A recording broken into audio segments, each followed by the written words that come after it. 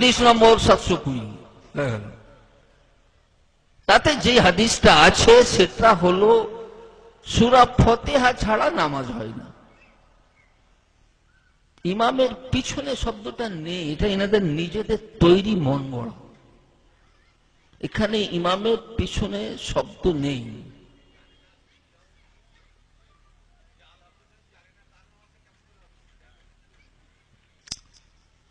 এরকম ভাবে আর পরে লিখছেন সূরা ফাতিহার পর ইমাম মুক্তাদি সকলকে একসাথে জোরে উচ্চ আওয়াজে আমিন বলতে হবে। কোথায় আছে? সহিহ বুখারী। সব সহিহ বুখারী। সহিহ বুখারীতে নাই চ্যালেঞ্জ চ্যালেঞ্জ চ্যালেঞ্জ উঠে আসুন, কার বাবার ক্ষমতা আছে সহিহ বুখারীতে দেখান যে জোরে আমিন বলার কথা লেখা আছে। নারায়ে তাকবীর, নারায়ে তাকবীর। মাকাম ইমাম আবু হানিফা, মাকাম ইমাম আবু হানিফা। 2 নম্বর কথা, ওনারা বুখারী শরীফের হাওড়া দিচ্ছে।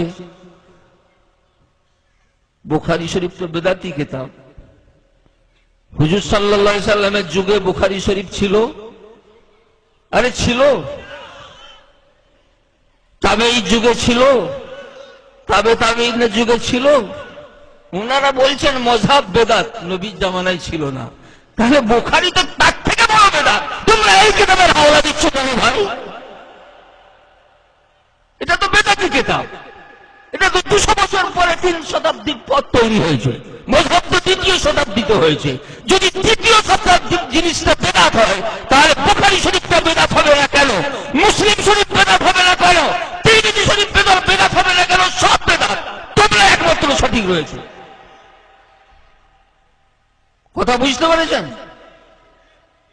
এটা পরবর্তী কিতাব, হুজুরের জামানার কিতাব দেখান। আল্লাহর রাসূল সাল্লাল্লাহু আলাইহি সাল্লাম দুনিয়া থেকে চলে গেলেন, আমাদের হাতে কোন হাদিসের কিতাব দিয়ে গেছিলেন? জানেন আপনারা?